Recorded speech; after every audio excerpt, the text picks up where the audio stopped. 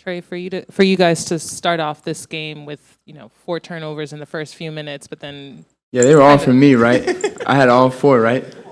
I don't know exactly, but I think they might have been. I like how you tried to throw that out there. I remember. But I'm curious with the way you guys kind of turned it around and the defensive performance that you guys put up, holding them to the fewest points they've scored so far this season. Just what does it say about the growth of this team's defense? I just think it shows that we're getting better. I mean, I think one of the main things about being a really good defense is being consistent with it. And these last 2 games, although in moments we weren't, for the most part we've been consistent with our defense, and our offense has just followed, whether it was at the beginning or middle or end of the game. It found its way at some point in the game, our offense. So if we just keep focusing on that defensive end, our offense is going to click eventually from beginning to end, and it will look really, really well. And then in that fourth quarter, there are, I think, like at least 3 or 4 shots that you guys kind of hit at the buzzer. What does it say about this team's poise as well, that you're able to find each other, stay with the play, not give up too soon on it? Yeah, that was kind of a lot of the game plan too. We know the size they have on their team, so when we get in the paint, obviously they got 2-footers in there that can protect the paint really well, and everybody's really collapsing. So I think just us realizing that we were going to have guys out on the perimeter ready to shoot threes, and guys ready to knock them down. I think that shows a lot of growth within our team, and obviously, like you said, it shows poise that we don't have to get something right away if it's not there. If it's right there and it's early right away, of course we want it. But if it's not there, we can still play through the whole clock. Yeah, Trae, how much easier has it made life for you as a pick-and-roll operator to have Bogey and Hunter back and the respect defenses have to show them on the perimeter? Yeah, I mean, obviously, it helps me a lot with those guys back and those guys on the floor. I mean, because they're always a threat to score, even when they don't have the ball, because people know how I can get them the ball within an instant. So it helps with them being out there. Obviously, I want them out there more than not. So that's obvious. Hey, Trey, a quick question. I was talking to Coach about this as well.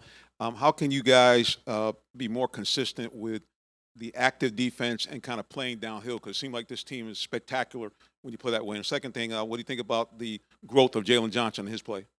Yeah, I mean, to your first question, yeah, that's obviously what we want to do. We want to play fast, play downhill. And, I mean, we've been doing that these last 2 games. Obviously, every night it's not going to be the same. Defenses bring different tendencies and things like that. So, but this team obviously gave us a lot of chances to play out in transition and play fast, but also have some threes if guys looked out on the perimeter when we did get in the paint, because everybody would collapse. So that was a big thing tonight, and it's going to change game to game on that side. But I mean, Jalen's been playing really well this year. We gotta keep continuing to help him around him. He can't do it by himself, and we got to help him rebound. I mean, and when he's driving downhill, making plays and getting everybody the ball, he's dangerous that way too. So I just want him to continue to be aggressive, not be satisfied with how he's playing right now, because he can continue to play like this and even at a higher level. So it's great to see how he's gotten better and how much he's grown, and trust me, he's gonna get better too. Do you see this as a statement game for you guys in the sense that there was a lot of interest in how the Cavaliers would respond having, another opportunity only 2 days after getting beat at home against you? I mean, this is obviously really 2 big wins for us. They've been playing really well at the top of the league, but I think a statement win for us was when we went to Boston without me, and we won on the road in the Cup game. Obviously, every team is trying to win every game, but especially these Cup games, they give you playoff intensity type of environment. So for us to go into Boston, us to win there, I mean, regardless if they had me or not, I think that showed a lot about our team and what we have around us. So I think that was a bigger statement win than these last 2.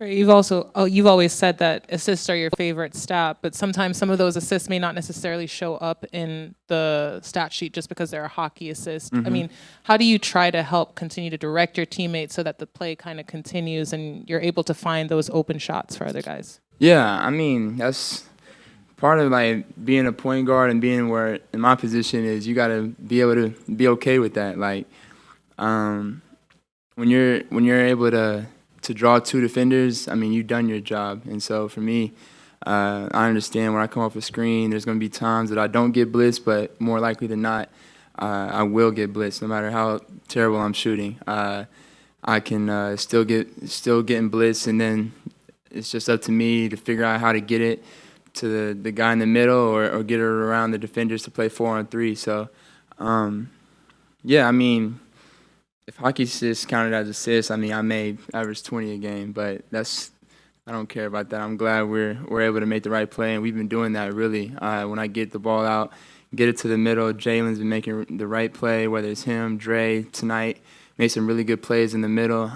So, yeah, I mean, it's not just up to me. I have to be able to trust my teammates, and I'm doing that, and they've been making plays.